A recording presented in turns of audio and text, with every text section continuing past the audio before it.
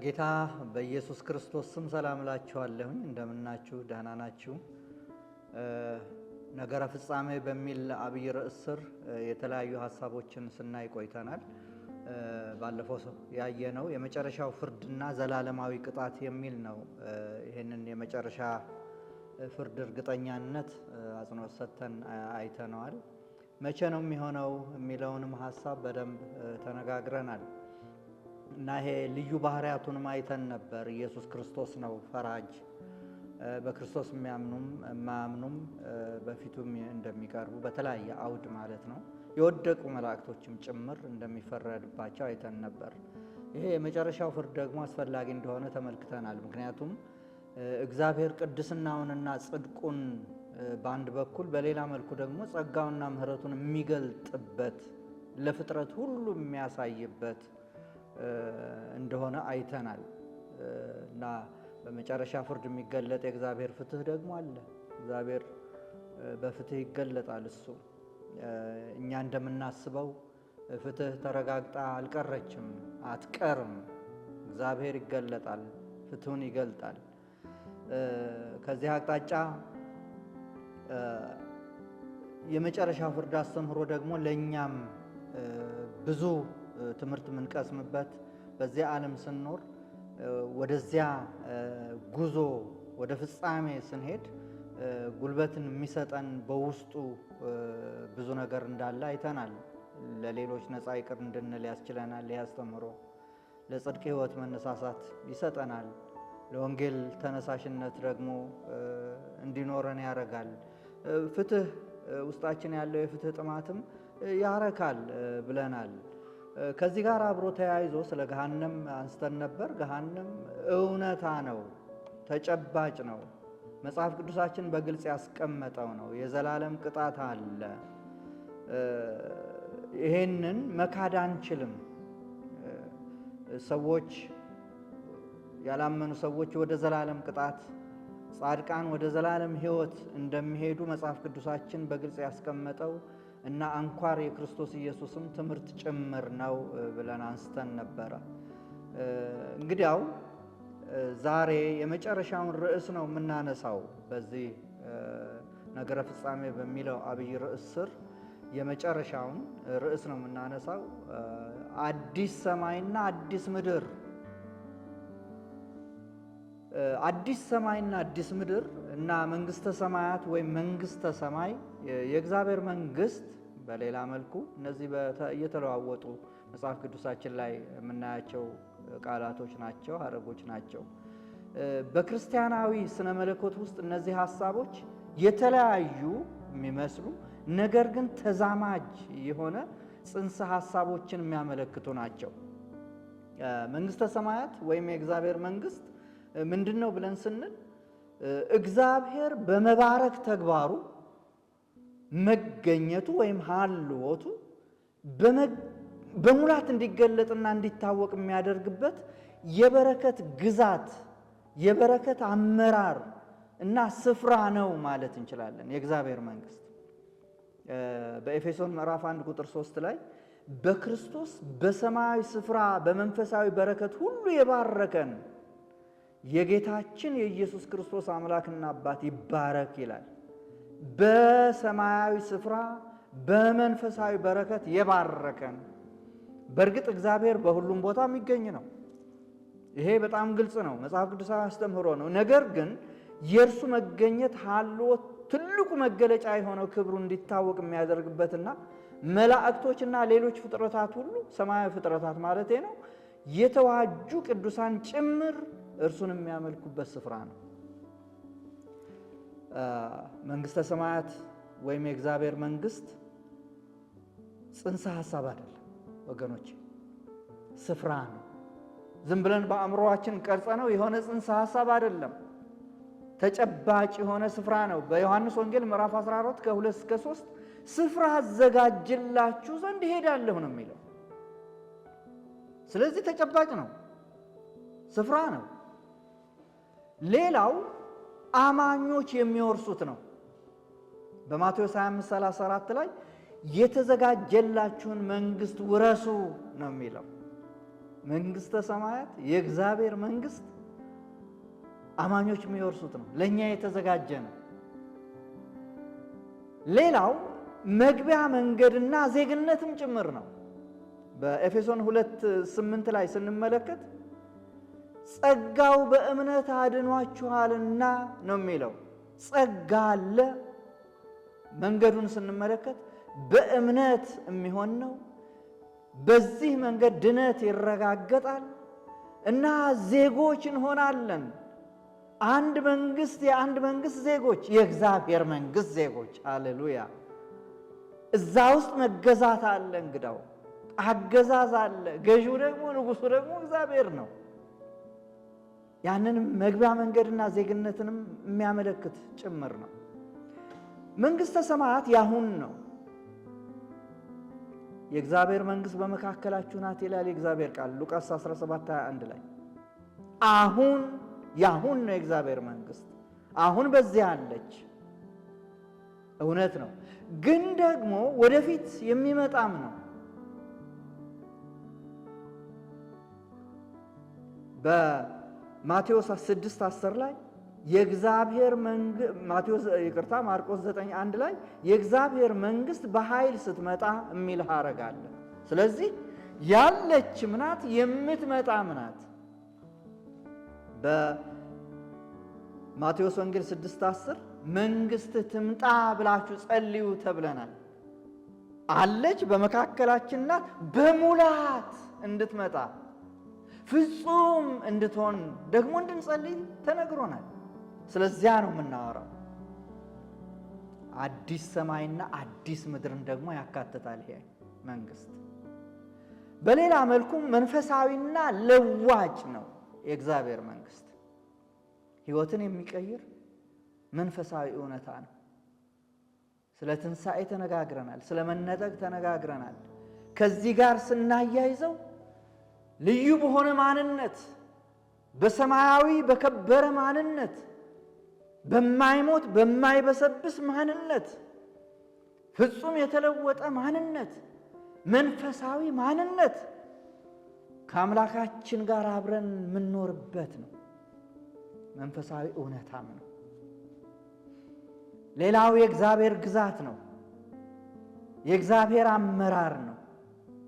የእግዚአብሔርን ስልጣን እናያለን። የእግዚአብሔር መንግስት ስንል እዛ ውስጥ የእግዚአብሔር ስልጣን አለ፣ የእግዚአብሔር ሉዓላዊነት አለ፣ ገዥነት አለ። አብሮት ፈቃዱን፣ ስርዓቱን፣ ህገ መንግስቱን የመፈጸም ደግሞ ሂደት አለ። የህዝቡ በቃሉ መኖር በእግዚአብሔር መንግስት፣ በእግዚአብሔር መተዳደሪያ፣ በእግዚአብሔር ህገ መንግስት ውስጥ እኖራለን። ያ ግዛት ነው፣ ያመራር ነው የሚያመለክተው። ሌላው የክርስቶስና የመንፈስ ቅዱስ ሀልዎት መገኘት በሙላት የሚንጸባረቅበት ነው። እውነት ነው። እግዚአብሔርን በመንፈሱ በመካከላችን ሀልዎቱን እየተለማመድን ነው። እውነት ነው። ያኔ ግን በሙላት ወደ ሀልዎቱ ሙላት እንገባለን፣ እንዘፈቃለን። እግዚአብሔር አብ፣ እግዚአብሔር ወልድ፣ እግዚአብሔር መንፈስ ቅዱስ በሙላት ኤክስፕሬንስ እናደርጋለን። በሀልዎቱ ዙሪያ እንሆናለን። ክብሩ በእኛ ይንጸባረቃል። ስሙ የተባረከ ይሁን። ድንቅ የሆነ መንግስት፣ የእግዚአብሔር መንግስት፣ መንግስተ ሰማይ። እንግዲያው ከዚህ ጋር ተቆራኝቶ አያይዘን ልናነሳው የሚገባ ነገር አዲስ ሰማይና አዲስ ምድር ነው። አዲስ ሰማይና አዲስ ምድር የመጨረሻው የቅዱሳን መዳረሻ ሲሆን ፍጹምና ዘላለማዊ መንግስት ነው። አዲስ ሰማይና አዲስ ምድር የወደፊት እግዚአብሔር ከሕዝቡ ጋር የሚያድርበት አዲስ ፍጥረት ነው። ሃሌሉያ! ልቤ ሞቅ ይለዋል ይህንን ሳስብ። ድንቅ ተስፋ። በወንጌላውያን አማኞች መካከል በእርግጥ ሁለት አይነት አመለካከቶች አሉ። አንስቸው ልሂድ ለመረጃ እንዲሆናችሁ። አንደኛው እግዚአብሔር በመጨረሻው ዘመን የፈጠረውን ይህን ሰማይና ምድር አጥፍቶ አዲስ ሰማይና አዲስ ምድር ይፈጥራል የሚል ነው። ስለ አዲስ ሰማይና ስለ አዲስ ምድር ስናወራ ማለት ነው። ሁለተኛው አመለካከት ደግሞ አሁን ያለው ፍጥረት በኃጢአት ምክንያት የተበከለ በመሆኑ እግዚአብሔር ግዙፉን ምድርና ሰማይ ሳያጠፋ ግብረ ገባዊና መንፈሳዊ ተሐድሶን ያመጣል የሚል ነው። ይታደሳል የሚል ነው። ባጭሩ ተሐድሶ ነው የሚል ነው። የመሰረተ ክርስቶስ ቤተክርስቲያን የምታምነው ግን የመጀመሪያውን ነው። ማለትም አዲስ ሰማይና አዲስ ምድር ይፈጠራል የሚለውን ነው። አዲስ ሰማይና አዲስ ምድር እንደሚፈጠር ብዙ የመጽሐፍ ቅዱስ ክፍሎች ያመለክታሉ። በአዲስ ኪዳንም አለ፣ በብሉይ ኪዳንም አለ። ኢሳይያስ ምዕራፍ 65 ከ17 ላይ ስትመለከቱ እነሆ አዲስ ሰማይና አዲስ ምድር እፈጥራለሁና የቀደሙትም አይታሰቡም ወደ ልብም አይገቡም ይላል። በምዕራፍ 66 22 እዛው ኢሳይያስ ላይ እኔ የምሰራቸው አዲስ ሰማያትና አዲስ ምድር በፊቴ ጸንተው እንደሚኖሩ እያለ ይቀጥላል። በአዲስ ኪዳን ስንመጣ ሁለተኛ ጴጥሮስ ምዕራፍ 3 ቁጥር 13 ላይ ጽድቅ የሚኖርባትን አዲስ ሰማይና አዲስ ምድር እንደ ተስፋ ቃሉ እንጠብቃለን ይላል። በራእይ ምዕራፍ 21 ቁጥር 1ም አዲስ ሰማይንና አዲስ ምድርን አየሁ፣ ፊተኛው ሰማይና ፊተኛይቱ ምድር አልፈዋልና ይላል።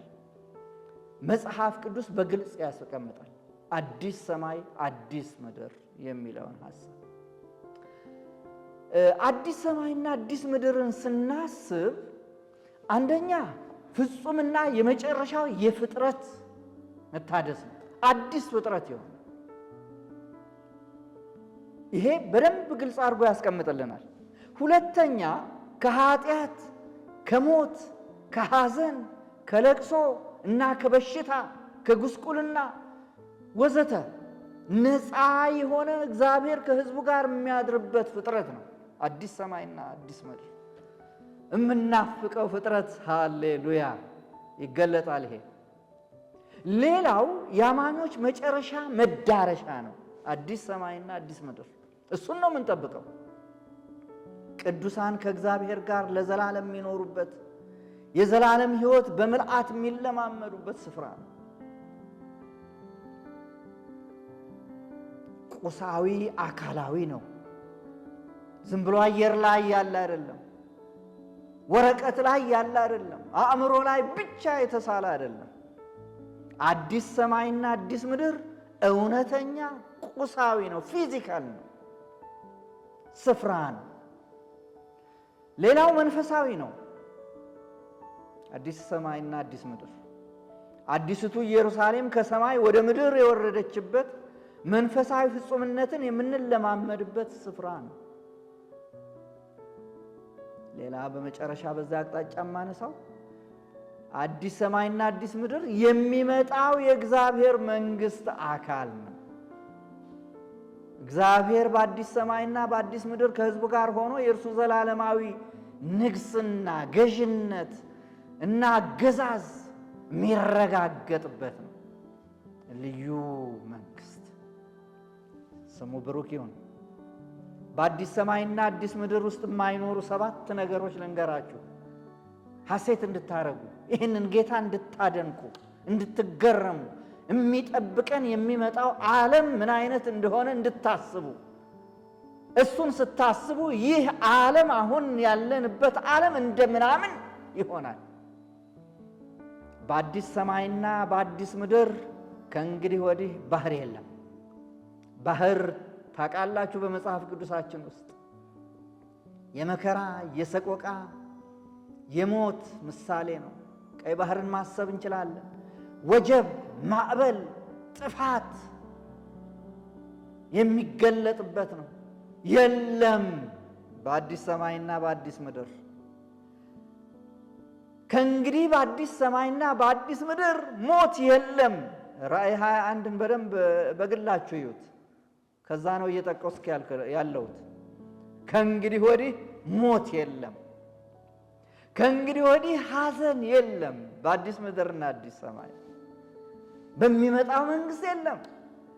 ከእንግዲህ ወዲህ ለቅሶ የለም፣ ዋይታ የለም። ሃሌሉያ።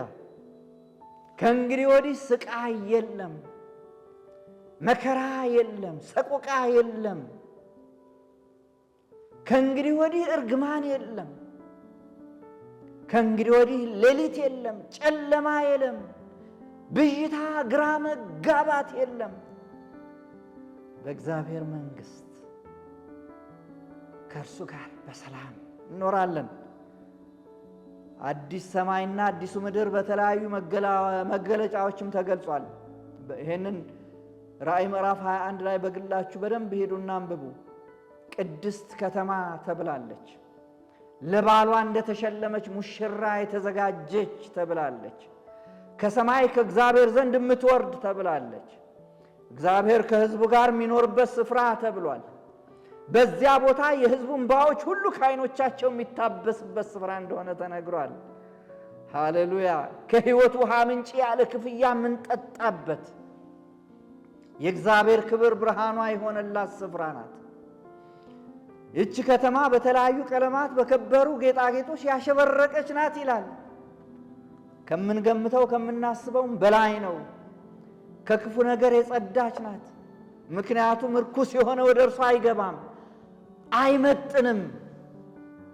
ንጹሕ፣ ጻድቅ፣ ቅዱስ አምላክ የሚገዛው መንግሥት በንጽሕና የተሞላች የጸዳች አማኞች ከእግዚአብሔር ጋር የሚነግሱባት ስፍራ ናት። ከዘላለም እስከ ዘላለም ይነግሳሉ ይላል። አሜን፣ ሃሌሉያ።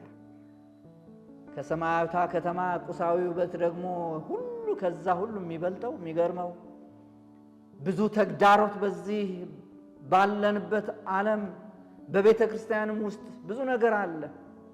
በዚያ በሚመጣው ዓለም ግን በአዲሱ ሰማይና ምድር ከሁሉም ሕዝብ፣ ከሁሉም ነገድ፣ ከሁሉም ወገን፣ ከሁሉም ቋንቋ ሁሉ እጅግ ብዙ ሰዎች በታሪክና በዘመናት መካከል ካሉት የእግዚአብሔር ሕዝቦች ጋር አብረው ለዘላለም የሚደሰቱበት ከግስቁልና እንደዚሁም ከስጋዊ ስሜታዊ ስነልቦናዊ ስቃይ ነፃ የሚወጡበት ፍጹም በሆነው በክርስቶስ ኅብረት ሐሴት የሚያደርጉበት ስፍራ መሆኑ ነው። ልዩ ስፍራ። እሱን እዚህ እንድናጣጥም ነው ጥሪያችን። እዛ ፍጹም ይሆናል። በመጨረሻ በዚች ከተማ ጌታን ፊት ለፊት ስናይ ልባችን ሌላ ምንም ነገር አይፈልግም። በመዝሙር 73 25-26 እንዲህ ይላል፣ በሰማይ ያለኝ ምንድን ነው? በምድርስ ውስጥ ካንተ ዘንድ ምን እሻለሁ? የልቤ አምላክ ሆይ ልቤና ሥጋ ያለቀ፣ እግዚአብሔር ግን ለዘላለም ዕድል ፈንታዬ ነው ይላል። በቃ ዘማሩ ይሄንን ሳያስብ ወደ ቀኝ ወደ ግራ ወደ ፊት ወደ ኋላ ሲያይ ወደ ላይ ሲያንጋጥጥ ዕድል ፈንታው እግዚአብሔር ነው። እንዲህ እግዚአብሔር ሆይ የዘላለም ዕድል ፈንታችን አንተ ነህ ብለን የጮኽነው ልመና ይመጣል፣ እውን ይሆናል። ያን ጊዜ ልባችንና ድምፃችን በደስታ በዘመናት ከተዋጁት ሁሉ ከኃያላን የሰማይ ሰራዊት ጋር ቅዱስ ቅዱስ ቅዱስ እያልን እንዘምራለን፣ እንሰግዳለን፣ እናመልከዋለን። በዚያ አዲስ ሰማይ አዲስ ምድር በእርሱ መንግሥት ዮሐንስ እንዲህ ይላል፣ ይህን የሚመሰክር አዎን በቶሎ እመጣለሁ ይላል። አሜን። ጌታ ኢየሱስ ሆይና ምንድነው አሁን ከራሳችን ጋር የምናዛምደው? እንግዳው ወገኖቼ መዝገባችን በምድር ሳይሆን በሰማይ ይከማች። ያንን ያስተምረናል። ይሄ አዲስ ሰማይና አዲስ ምድር አስተምህሮ መዝገባችንን በምድር ሳይሆን በሰማይ እንድናደርግ ይመክረናል። ሌላው መንግሥት ትምጣ የሚለው ጩኸታችን በዚያ እንደሚረጋገጥ ማረጋገጫ ይሰጠናል። መንግሥት ትምጣ፣ አባታችን ሆይ መንግሥት ትምጣ እያልን የጮኸን ጩኸት በአዲስ ሰማይና በአዲስ ምድር በዚያ መንግሥት እውን ይሆናል። ሌላው እግዚአብሔር ለዘላለም ዕድል ፈንታችን መሆኑ ያረጋግጣል። ለዘላለም ከእርሱ ጋር እንኖራለን። አሁን ያለንን ሕይወት የምንኖርበትን ሕይወት አስቡትና እዚህ የምናነሳውን እውነት አስቡ። ይሄ ዓለም እንደምናምን ይሆናል፣ ተራ ነገር ነው የሚሆንብን። ይሄ ሲገባን ማለት ነው። የእግዚአብሔርን ክብር እያየን ሁለንተናዊ ረሃባችንና ጥማታችን ይረካል። እኔ ግን በጽድቅ ፊትህን አያለሁ፣ እናየዋለን፣ ክብርህን ሳይ እጠግባለሁ። ሃሌሉያ! እንባዎቻችን ለአንዴና ለመጨረሻ ከዓይኖቻችን ይታበሳሉ። ከእንግዲህ ወዲህ ሞት፣ ሐዘን፣ ልቅሶ፣ ስቃይ፣ በሽታ፣ መርገም፣ ጨለማ አይሆንም። በዚያ አዲስ ሰማይ አዲስ ምድር የተጠራንለትን የዘላለም ርስት የተስፋ ቃል የድነታችን ፍጻሜ በክርስቶስ በኩል እንቀበላለን። ድነት ይፈጸማል። እዚያ ፍጹም ይሆናል። ድነናል፣ እንድናለን። ፍጹም ይሆናል። ሃሌሉያ! ወገኖቼ ላጠቃልለው እፈልጋለሁ። ስለዚህ እኛ አማኞች እግዚአብሔር በዘመናት መካከል በፍጥረት ዓለም የሚሰራውን መለኮታዊ ሥራ በመገንዘብ በዓለማችን ውስጥ ያሉትን ለውጦችና ሐሰተኛ አስተምህሮዎች በጥንቃቄ በመመልከትና በመከታተል በሰይጣን ስልታዊ አሰራር ሳንታለል ቅዱሳት መጻሕፍትን በትኩረት በማጥናት በጸሎትና በቅዱሳን ኅብረት በመሳተፍ ዝግጁ ሆነን እናንተ የአባቴ ብሩካን ኑ፣ ዓለም ከተፈጠረበት ጊዜ ጀምሮ የተዘጋጀላችሁን መንግሥት ውረሱ እንደተባለው ሰማያዊ ርስታችንን እንድንወርስ ተስፋችን በጽናት በተስፋችን ልንቆም ተስፋችንን በትጋት በንቃት ልንጠባበቅ ይገባል። ይህንን ምክር ሰጣለሁ። እግዚአብሔር አብ፣ እግዚአብሔር ወልድ፣ እግዚአብሔር መንፈስ ቅዱስ ከእኛ ጋር ይሁን። ጸጋውን ያብዛልን። አሜን።